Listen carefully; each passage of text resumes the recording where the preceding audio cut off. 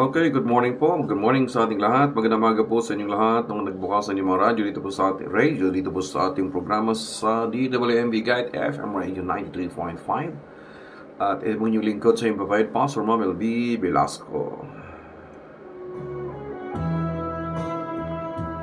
Ito po yung morning devotion natin, kaya ito po ay sa ating pong part ng Tagalog version ay ating pong i-share ang Word of God at sana po andyan pa rin po kayo sa inyong mga tahanan o kaya sa mga trabaho ninyo.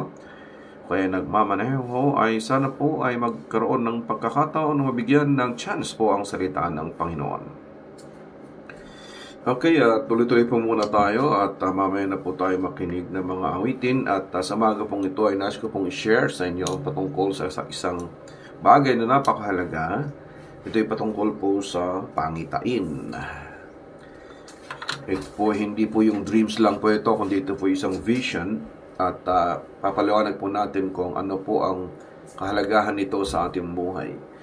And ang vision ay, hindi po ito yung napanaginipan natin, hindi po ito yung ating pangarap lang. Because part na hulat yan, pero meron pong isang specific na meaning po ang vision. Una po, buksan po natin mga Biblia po natin doon sa Proverbs chapter 29:18. Where there is no money, people perish. Kung walang pangitain, ang mga tao ay namamatay. Kung ito, maliwanag ko, sabi niya, where there is no vision, kung walang pangitain, ay ang mga tao ay masisira sila o sila ay mangangawala o mamamatay, masisira, perish. Hindi naman po niya sinabi na kapag walang pera, sila ay mamamatay. Hindi naman ganoon. Hindi naman sinabi kapag wala silang aral, kaya pag wala silang backer o wala silang kakilala. Ang sinasabi po niya ay kapag walang pangitain, ang tao po ay mapapahamak. Yan, yung tamang term, mapapahamak. At kung tingnan po natin ay yung pangitain, kung maalala po niyo, sabi niya ron, paanong aakayin ng bulag ang kapwa niya bulag, di ba? Kahit na siya ay pinaka matalinong leader, kundi nga naman niya nakikita ang pupuntahan niya, kahit na sa kanya lahat ng ilaw, flashlight, hindi rin niya mapupuntahan, maliban may maggiya sa kanila. So, dito po ay may ano po natin na yung pong ang vision po is may something na hindi katulad ng panaginip o ng pangarap. Okay? So, madalas na natin ano dito yung vision. Ito yung kapasidad natin na ma-anticipate o maisip ang mga bagay sa hinaharap. Yun ang madalas na meaning. Pero actually po, hindi po ganun lang ang vision. Okay? Vision is hindi lang yung may nakita kang ganun. Yung vision din naman yun. Pero mayroon po itong object. Okay? At ano po bang pangitain? Doon po sa Genesis 12:1, sinabi ng Panginoon kay Abraham, umalis ka sa iyong bansa, sa iyong bayan at sa bahayan ng iyong ama at pumunta ka sa lupain ituturo ko sa iyo.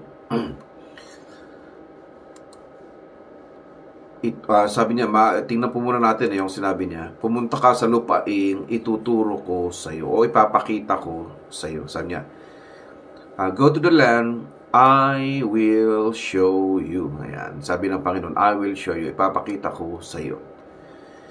Itong isang verse naman sa 13:10 ng Genesis din, sabi niya, look up and saw, okay, that the whole plain of Jordan was well watered, like the garden of the Lord, like the land of Egypt toward Zoar. This was before the Lord destroyed Sodom and Gomorrah. So Lot chose for himself the whole plain of the Jordan, and set out toward the east. The two men parted ways. Lord, salamat sa iyong salita. Salamat pa sa iyong blessing. Salamat sa vision. Sa pangalan ni Jesus. Amen. Okay. Ang differentiation po ng vision doon sa ambition is maliwanag po sa dalawang talata na yung, ano na yun. Yung una, the Lord show, pinakita kay Abraham. Yun po yung vision is from God. While itong isa naman, nakita, look up. Tumingala siya at nakita niya na yung buong excuse me, kapatagan ng Jordan. Maraming tubig. Sagana sa tubig. Kaya nagkaroon siya ng pagnanais na yun ang akin. Ayan. So doon siya na nagsimula yung ambition. Doon sa ang window noon ay parehas na sa mata lang din, pero yung pinanggalingan ay doon sa magkabila. Yung isa ay mula sa Diyos, yung isa ay mula sa mundo. Okay, so vision is defined by the word, go to the land that I will show you, sabi ng God. Sa vision naman is defined as look up and saw the whole plain of the Jordan. Yan. Doon nang galing yun yung isa mula sa Diyos at yung isa naman mula sa mundo. Actually, yung salitang vision po diyan ay translated also as administration. Kaya pag binasa mo, sabi niya, for without administration, the people perish, the government. Ang matindihan. Yun po ang isang meaning talaga ng salitang vision dyan administration. Pero mas madalas natin paliwanag dyan yung isang aspect ay yung administration na ipinakita ng Diyos sa atin. Yung nanggaling sa Diyos kung paano natin gawin ang mga bagay-bagay sa mundong ito. Amen. At habang kayo po ay nag-work, sana ay nasusundan niyo ako. At dito po natin ay pinag-usapan ng tungkol sa pangitain. Yung vision nang galing sa Diyos yan, yung papagawa ng Diyos sa iyo, ang vision is yung gusto kong gawin sa buhay ko. So of course, we are being human, normal yun, yung magkaroon ka ng ambition. But if you want to work and walk with the Lord, gusto mong lumakad sa gawain ng Panginoon, ay i-consider mo yung vision bago yung ambition. Kasi baka ang ambition mo hindi na in line doon sa ipinakikita ng Diyos na gagawin mo. At hindi yun. Babaguhin ng Diyos ang buhay mo ng vision mo na bibigay ng Lord. Actually, maraming ganun, di ba? Nakita ko yun sa, like for example, sa buhay ko din na nangarap din ng ibang trabaho. Unang AB Poli-Sci po sana ako Nag-start po ako sa AB, Bachelor of Arts. Dahil sa wala ko sa San Jose City na Poli-Sci, kumuha muna ako AB English. Balak ko noon na mag-transfer noon sa SailSU para makakuha o sa Cabanatuan para makakuha ng AB Poli-Sci. Thinking na kung pwede makapag-abogado kung loobin ng Panginoon. Then dahil sa kakulangan nga kakapusan, hindi ko nagawa. Then I tried one also is mag-apply noon sa PMA. Hindi rin natuloy yun dahil wala akong backer ng mga panahon na yun. Pwede rin sana. Kaya lang wala akong kakilala masyado. Hindi yung ganun ka-connected yung family, so walang kaalam-alam sa ganun. Then, yung desire ko na gawin sa buhay ko ay yung ambition ko, hindi ko maabot. Though I tried na makakuha ng aking degree at ng doctorate sa mga bagay na yung alam ko mayroon akong mapapakinabangan. But, binago ng Lord yun nung kilala ko siya at ako'y kanyang masumpungan sa kanyang biyaya at ako'y manampalataya at ipinakita niya sa akin yung mga bagay-bagay sa mundo sa magitan ng kanyang salita. Then, it changed the whole thing sa buhay ko. Of course, nawala yung mga pangarap ko. Yung simple lang mga pangarap ko makabisado ko Maynila kung pwede. Kaya, tapos makabisado ko yung Baguio City, makatulog man lang sa 5-star hotel. Yun lang. Napakasimpleng pangarap lang. Pero nung naglingkod na ako sa Diyos, akala ko papunta na ako dun sa Maynila. Nung destino ako dati, andyan ako sa San Jose City. Napunta ng Cabanatuan, napunta kami ng Talavera. So, I thought na Wow, papalapit na ako ng Maynila. Then, all of a sudden, inilipat ako ng Lord sa Putlan. Pabalik. Dito sa may Nueva Ecija. So, I thought noon, parang na-demote yata ako. Parang gano'n pakiramdam mo. Then, lalo naman ako nagkaroon ng change ng ways sa pagtingin sa buhay. Binalik niya ako, itinaas ako ng Lord papunta dito sa bundok ng Bantinan, which is nung una, ang tingin ko ay demotion yan. Sa totoo lang, ha? Yung pagpunta ko rito sa Bantinan, ang tingin ko niyan, demotion yan. Kasi siyempre, biha-bihasa ka sa iyong pag-aaral. You tried everything na makapag-aral. I enrolled sa aking mga bachelor noon. Praying na maging pastor sa syudad, laking church. So, nag-enroll ako I tried my best na makapag-enroll sa mga seminaries. At lahat na nang pwedeng makadagdag sa akin pag-aaral patungkol sa pag-aaral sa salita ng Diyos, and I tried. But when the Lord brought me here, dinala niya ako dito sa bundok, dinala niya ako dito. Sabi ko, Lord, 2 years lang po ako dito. I-open ko lang ito, babalik po ako sa bayan. So, yun yung naging heart ko. But, the Lord is, napakabuti ng Panginoon ay, andun pa rin, mas maganda pa rin yung obey first before you complain. Nag-obey ako sa Lord. Pero nung andito na ako sa mission area at nag-obey ako sa Panginoon and ginawa ko wholeheartedly yung mga gawain na pinapagawa ni Lord dito. Unti-unti niya akong binalik sa Maynila, pinapadalo niya ako ng mga gawain, pinapatulog sa mga 5-star hotel pag may national gathering tayo, sa Baguio City, then at isang kwento ko nga dyan, yung tungkol dyan sa Yoidopol Gospel Church. Nung pagdating ko dito sa Bantinan, may pinunit akong magazine. Kinuha ko yung front page niya. Naka-front page kasi yung mukha ni Pastor Yonggitcho na maliit inset, plus yung kanyang simbahan. Na binabasa ko yung testimony ng pinakamalaking kongregasyon noong unang panahon na yun. Diyan sa higaan ko dyan sa may taas, at pinakitulugan kong bahay, inilagay ko doon sa tapat ng higaan ko idinikit ko doon yung simbahan yung Pastor Yonggitcho. Wala naman akong isip na isang araw ay mapuntahan ko yan kasi pamasahe nga papunta Maynila, wala ako pamasahe nga na papuntang Baguio, wala nga akong passport. Saka, hindi ko alam mag-travel. Then, basta nakikita ko yun, pinipipray ko yung simbahan na yon na lalong gamitin ng God kasi ang intindi ko, pinalaki ng Lord yan para gamitin niya na panggalingan ng mga manggagawa para i-reach out ang buong mundo. At ako, dahil ako naman andito lang naman ako sa bundok ako, ano bang contribution ko dyan? Wala akong magagawang katulad nila, kundi itong manalangin para sa kanila. So, yun yung binata pa ako noon. That was the 1991, 1992. Pero, as I obeyed si Lord doon sa kanyang pinakitang gawain sa bundok, binigyan ako ng chance ng Lord makapunta po ng Korea, hindi lang 6 times, 7 times, 8 times. At napuntahan ko po mismo, kasama ko pa yung misis ko, 2014, I think, yes.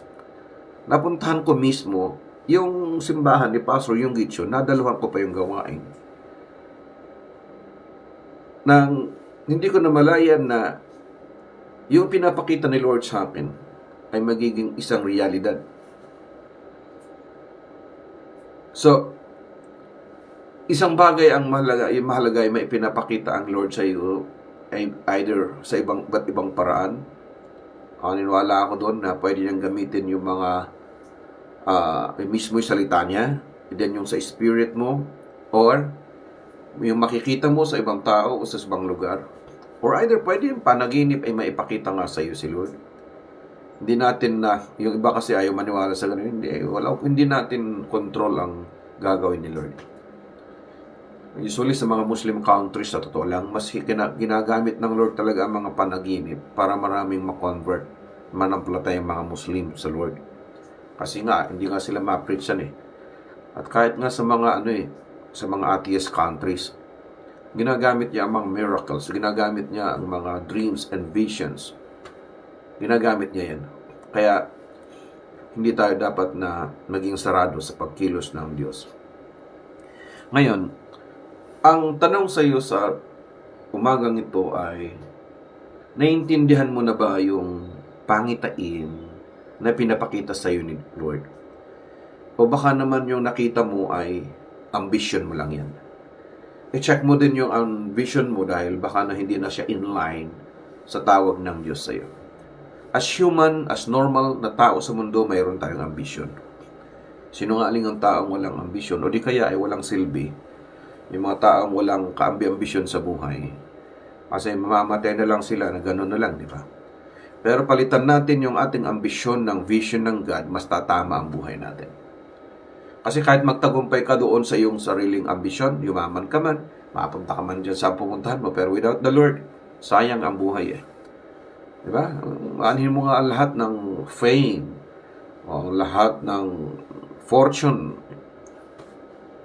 lahat ng kayamanan kung wala naman si Lord sa buhay mo. Eh, what is your happiness is only on the earth lang. Pero itong maganda, kapag ikaw ay nasa Lord, at andyan ka pa, pinunta ka pa ng Lord sa ganyang kalagayan, may dahilan ng Panginoon. Ay gagamitin ka niya sa mga bagay na hindi kami pwedeng gamitin o di yung pwedeng ibang tao. Di ba? Ang hirap kaya mag-share sa mga may kaya, sa mga mayayaman kung ikaw ay pwede kang gamitin. Na ako, nasubukan ko naman yan.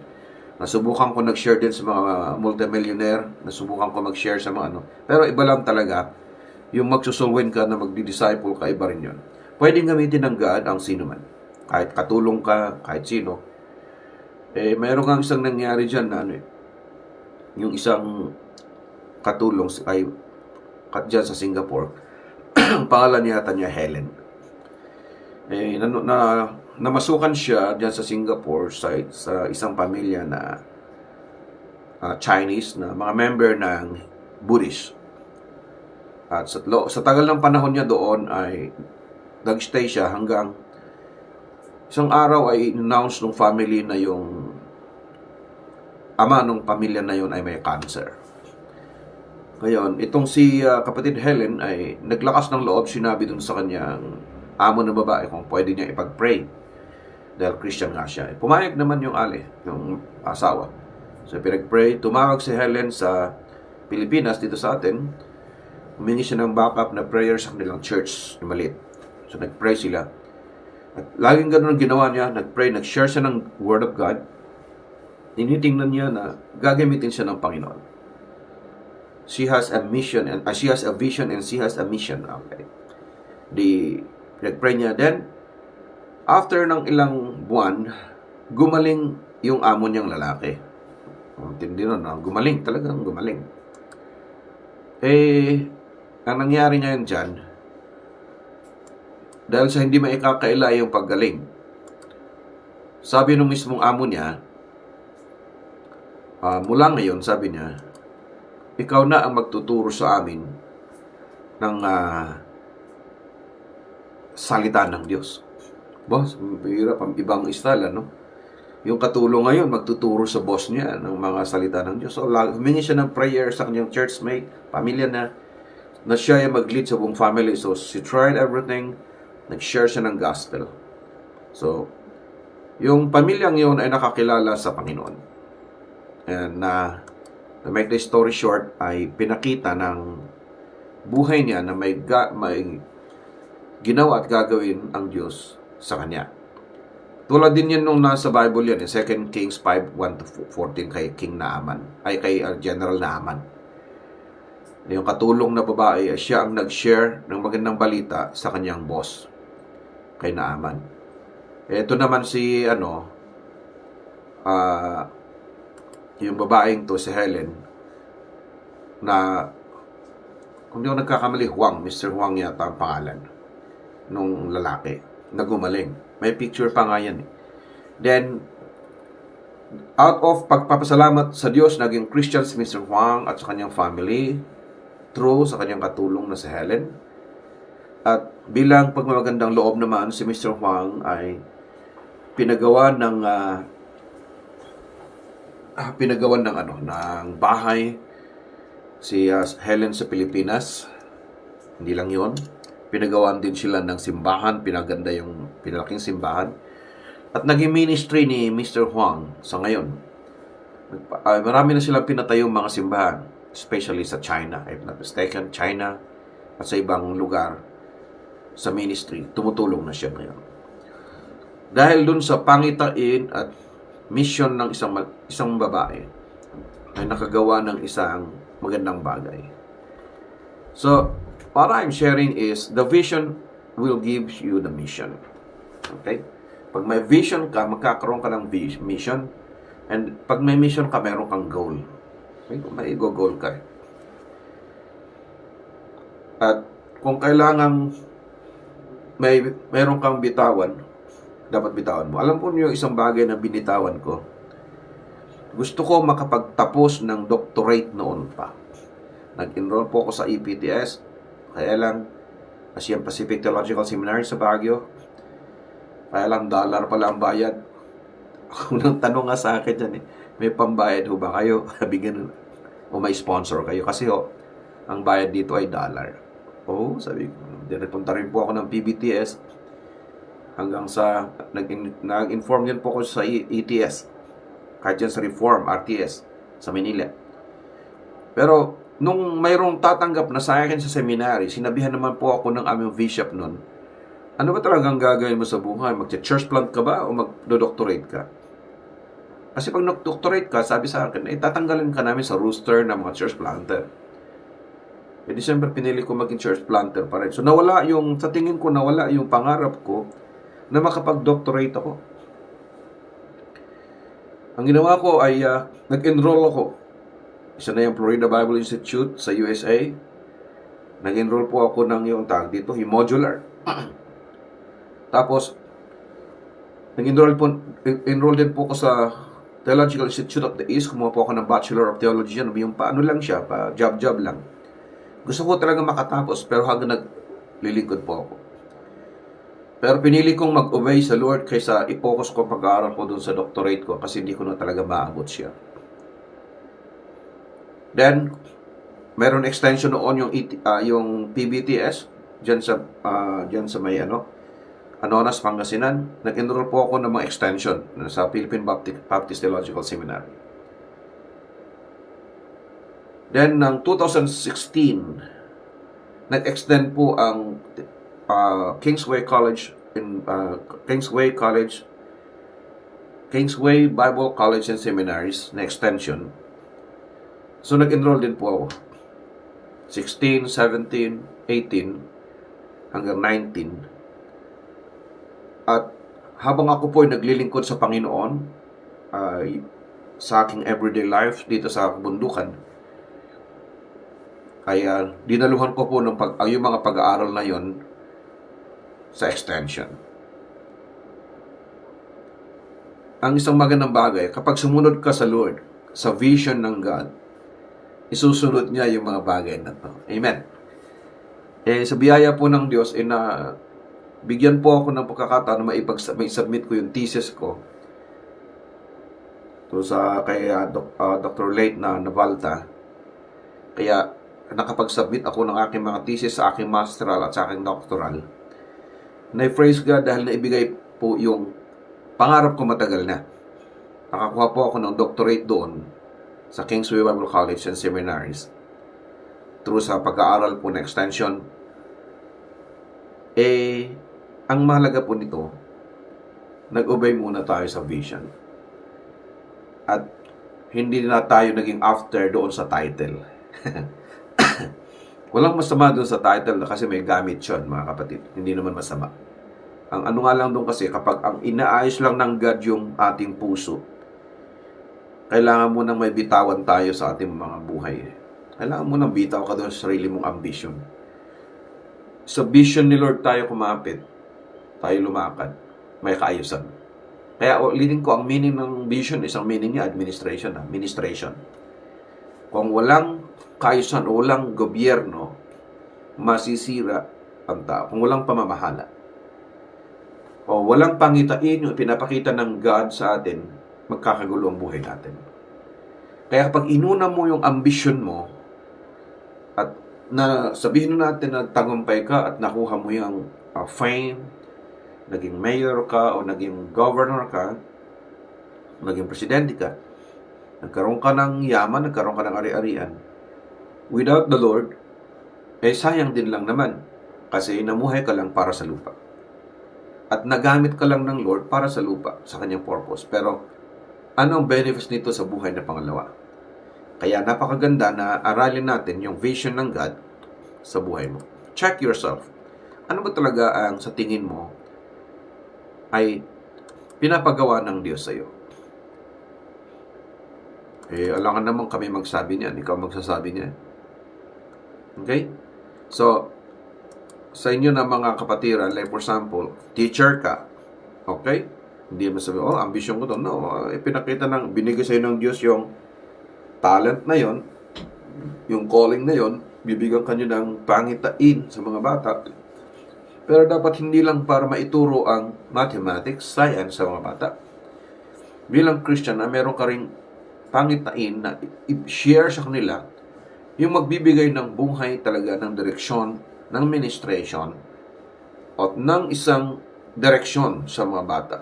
Ito ay ang pag-share natin ng ating Panginoong Jesucristo sa kanila. Isa kang seaman, isa kang police, isa kang OFW. Gaya ng kwento natin si Helen sa Singapore. O yung bata na nakulong doon, andun kay kinuha ni Naaman. Hindi niya tinignan yung situation niya na para kaawaan na ng lubusan, kundi shinare pa rin niya yung magandang balita na sa Israel may propeta. Ganyan din sa atin, mga kapatid. Huwag nating titigan yung ating sitwasyon na tayo ay yung bang nawala na sa atin yung pinapagawa ng Panginoon. Kaya madalas nyo mapakinggan siguro yung tungkol dun sa kwento ng agila. So madalas makwento yun, kasama ako dyan parati. Kasama ako sa nag-interpret din sa ating partner sa Korean. Yung madalas sinasabi dyan tungkol dun sa yung mag-ama na pasyal sila, yung maglolo, yung matandang yun ay isang baseball na sikat sa kanilang lugar. At kasama niya yung kanyang apo. Then habang sila ay nagmamaneho, galing sila sa fishing nang mingwit sila somewhere sa isang palaisdaan o sa isang lugar. Pauwi na sila, kumatok yung sakyan nilang luma. Then kailangan nila paayos, so naghanap sila ng pagpapagawa. Nakarating sa isang farm. Eksakto naman na may mga mekaniko yung andun. Kaya pinagawa nila sakyan. Then lumabas yung bata, napansin niya na may nakakulong na malaking ibon o malaking manok doon sa kulungan ng mga manok. So, habang nagkukwentuhan naman yung dalawang matanda dahil sakyan, nakilala nung yung farmer, sabi niya, parang ikaw yung sikat na baseball athlete, sabi niya, stars noon. Sabi niya, ako nga, sabi niya. Sabi niya, swerte ko naman na napadaan pa sa aking bahay ang isang star sa buong bansa, sabi niya. At dito po magpapagawa ng kanyang sakyan. Biglang bumalik yung apo, sabi niya. Lolo, sabi niya. Tingnan mo, sabi niya. May napakalaking manok sa kulungan, sabi niya. Hinilan niya yung matanda. Nung tingnan niya, sabi niya, hindi naman manok yan, apo. Agila yan lumapit din yung may-ari. Sabi niya, agila nga siguro sa labas yan, pero actually, manok yan Kasi mula ng sisiw yan, dyan na lumaki yan, sabi niya. Kaya, tumutukan na rin siya, nagkakahig na rin siya katulad ng mga manok. Then, sabi naalala nung baseball player noon, na kapag namimili sila sa school nila noon, ng mga player, parang sa atin noon, di ba, mga bata tayo, si anong kukunin ko, siyang kukunin ko, ako naman si ganito, ganyan. Nagtuturuan sila. Ngayon, tinuturo na lahat nila yung mga ibang bata. Siya lang ang walang gustong kumuha sa kanya noon. Init siya pwera nila kasi maliit nga lang siya. Patpating siya. At ayaw siyang bigyan ng chance kasi mas pinipili pa nga nilang sumali yung ibang babae nilang sa team nila para lang makalaro. Kaya dahil doon ay naalala niya na may karapatan din namang lumaya itong agilang to. Sabi niya doon sa may farmer, ay lahat naman tayo may karapatang lumaya. Bakit hindi mo benta mo sa akin yung agila na yan at susubukin kong paliparin. Sabi ng farmer, naku, hindi mo naman papalipad yan kasi sa tanang buhay na niya ay naging manok na siya. Bigyan natin siya ng pagkakataon. Benta mo sa akin. To make the story short, binenta, kinuha nila ngayon. Sabi niya sa apo niya, tara, paliparin natin. Ma-excited naman yung batang babae. Kaya sa labas, kinausap siya nung baseball player na yan. Sabi niya, ikaw ay agila, hindi ka manok, sabi niya. Kaya lumipad ka at makikita mo ang buong mundo, sabi niya. Hindi, binitawan niya. Pag bitaw niya, sa halip lumipad yung agila, bumagsak sa loop at nangahig siya, kinahig niya. Nanuka siya nung makakain niya sa labas. Napatingin yung lolo dun sa apo. Naalala naman niya sa buhay niya ngayon, nung siya ay nagsimula mag-baseball. Dahil naisali din siya sa laro, nung siya na ang papapaluin nung baseball, pinalo niya pero hindi niya tamaan. Una, pinalo niya, pangalawa, di rin niya tinamaan. Pangatlo, pinalo niya pero hindi pa rin niya tinamaan. Nanonood yung tatay niya. Mas tawa ng lahat, pinagtawanan siya. Pero, kinausap siya ng tatay niya, sabi niya, anak, sabi niya, maganda ginawa mo. Sa susunod, taas mo lang ng konti ang palo. Tapos niyakap siya ng kanyang tatay. Magandang encourager, mabuting encourager yung tatay niya. Just aim higher, sabi niya. Kaya, sabi niya, apo, sabi niya, dalhin natin sa mas mataas. Kaya inakyat nila ng inakyat sa mataas, hanggang sa makarating na sila sa pinakatuktok niya. Okay? Sa tuktok na, doon na sila sa tuktok. Tapos, naalala naman niya na nung pangalawang siya naman na ang papalo ulit doon sa baseball, naalala niya sinabi ng tatay niya, sabi niya, aim higher.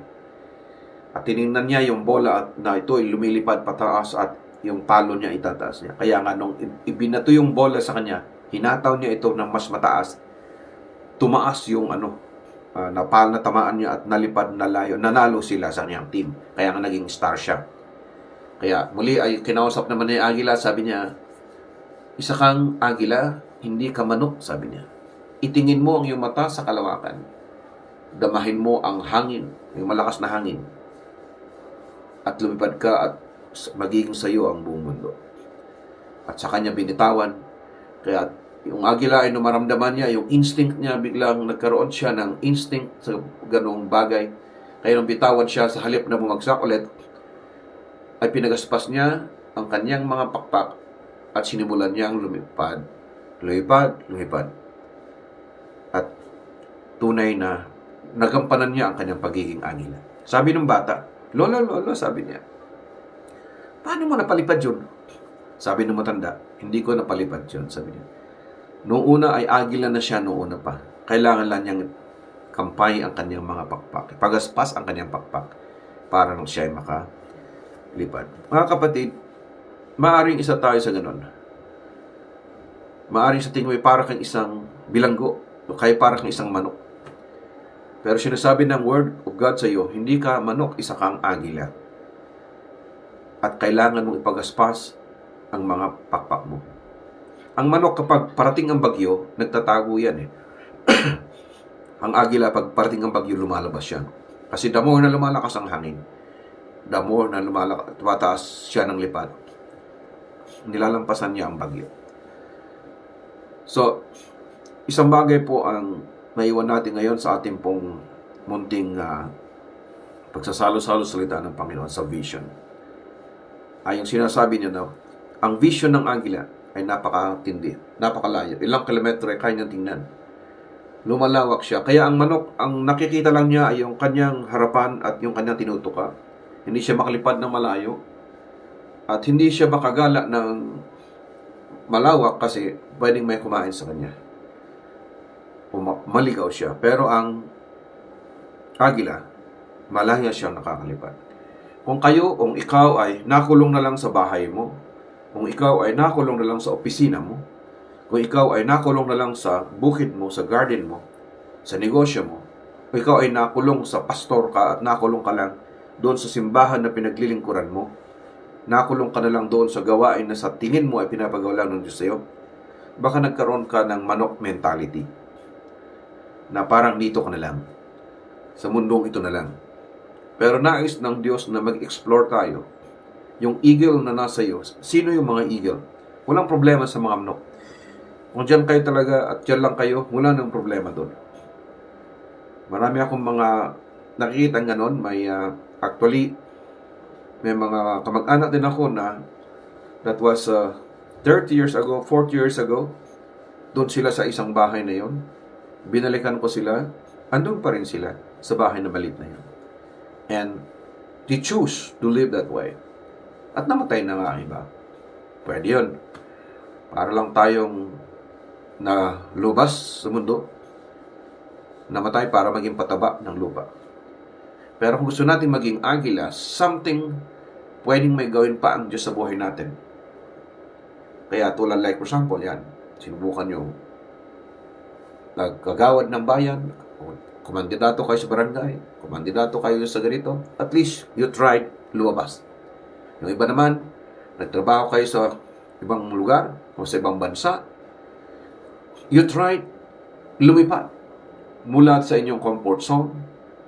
O kaya gusto nyo mag-explore, may trabaho ka dati, pero gusto mo magnegosyo, nag-explore ka. And this is it. The message is, vision will make people to come out doon sa lugar na hindi sila akma doon. Minsan, kapag ang ginto binulsa mo lang, walang presyo yan, kahit ang ginto peso. Kaya lang magiging mahal ang ginto kapag dinamo yan sa bentahan at ginamit siya sa ng mga alahero o kaya kung saan dapat ito gamitin. Kahit ginto pa yan, ang hawak mo ay ginto. At kapag hindi ito nadala doon sa dapat pagdalhan, wala itong presyo. Ganon din yung mga Christians, mga pastors, mga leaders, o yung mga tao. Ginto yung mga yan. Eagle yung mga yan. There's an eagle inside of them. They were eagles actually, pero nakakulong sila. Nakatali sila. Hindi mo lang makalipad papuntang fellowship sa ibang lugar kasi wala daw pamasahe. O di kaya ayaw ng organization. O di kaya ay ayaw nila ng mga pastor doon o ayaw nila ng mga believer doon. Napakahirap ng gano'n. Para lang tayong manok na naglalaro lang tayo doon sa ating koral, kaya doon sa lugar lang na yun. Pero sa mga taong pinalaya ng God at bigyan ng pangitain, makikita nila ang body of Christ, the kingdom of God, as something na sa Diyos, hindi sa atin. Tell yourself na hindi tayo manok, kundi tayo ay agila ng God. And let the Lord open, bukas ng God yung mata natin, hindi yung ating ambisyon, kundi yung vision na nanggaling sa Panginoon. Help us, Father, to identify. Help us, Lord God, to believe. And help us, Father, Lord Jesus, to God, na huwag kami, O Diyos, na kulong sa aming mga trabaho. Huwag kami makulong, Ama, sa aming pong mga simbahan lang. Kundi, Panginoon, lumaya kami na katulad ng isang agila na sumusunod sa iyong kalooban. That we may see ano ang ginagawa po ninyo at gagawin at ipapagawa sa amin. So be it, Panginoon, ng mga believers ay maging mas malaya. Ikampay nila, ipagkaspas ang kanilang mga pakpak. Gawin ang iyong kalooban at the power of your might na nasa kanila. Sa pangalan ni Jesus. Amen. God bless po at magandang umaga sa inyo lahat.